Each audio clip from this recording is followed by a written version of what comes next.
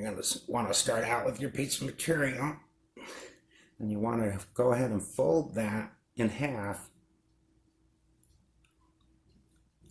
Once you fold it in half, then go ahead and take your piece of furnace material, line it up with the folded edge, then take your pattern, put that on the material, line that up with the folded edge as well, and go ahead and pin that in.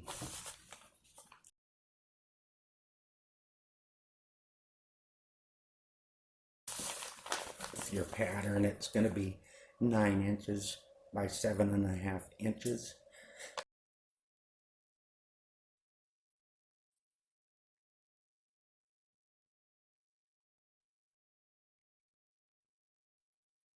Want to leave the top of the mask open.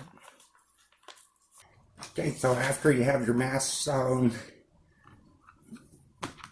with an opening at the top, like so, then I use a piece of paper to set it on the mask approximately just over 1 inch down from the top. Pin that paper on, and then go ahead and sew along the line of the paper to create the stop for the nose wire. Alright, to make the nose wire, you're going to want to take one piece of 20 gauge tying wire and one pipe cleaner the same length. Take the, put them both together, and then go ahead and bend them in half. And then grab the top of it and start twisting. Twist them and twist.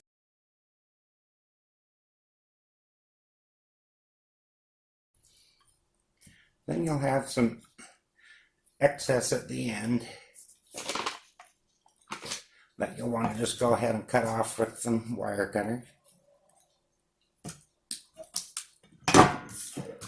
Once you've done that, take your pliers and grab about 1/4 inch of the end and bend it as far as you can with the pliers.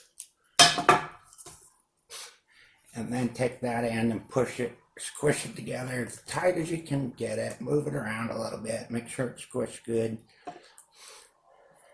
Do the same thing to the other. Alrighty, in this step we're going to go ahead and install the nose wire that we created in the last step. You'll want to go ahead and figure out what the front of the mask is. So if this is front, you're going to want to turn it around, and you're going to want to install the nose wire on the back side of the mask. Make sure you get it centered just right. Push it in there nice and tight. And the next step is to take what's remaining, fold it in half, and then take that fold and fold it one more time over.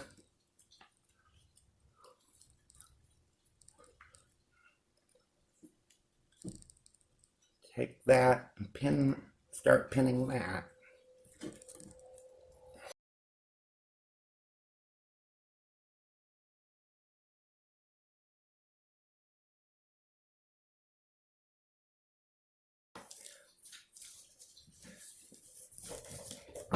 Alright, make sure the line is kind of straight. And next step is to go ahead and sew right along the edge of here. And so take the mask, find the front of it, get the front of it, of the mask, then fold the mask in half and iron along the seam or the edge, I should say. Open up the mask, fold the bottom half up, line it up with the iron to fold you just put in there to identify the center of the mask, and iron that seam or fold. Turn it upside down and do the same thing for the top. Fold it into that line. You can go ahead and fold over the other piece and make sure that they're lining up. They're going to line up back to back like you see here. Then go ahead and iron that fold.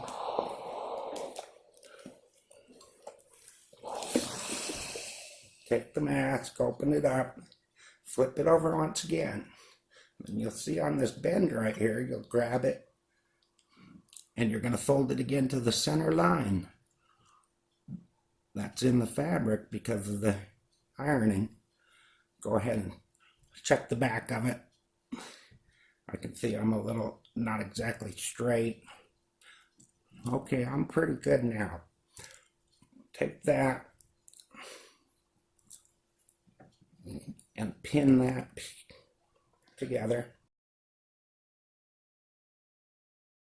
Then grab the top and do the same thing. Line it up again. All right. When you're done, the back of the mask should look like this. These lines are right next to each other. And the front of the mask will look like this. Now go ahead and sew along this part. Sew that down really tight. Do that to both sides.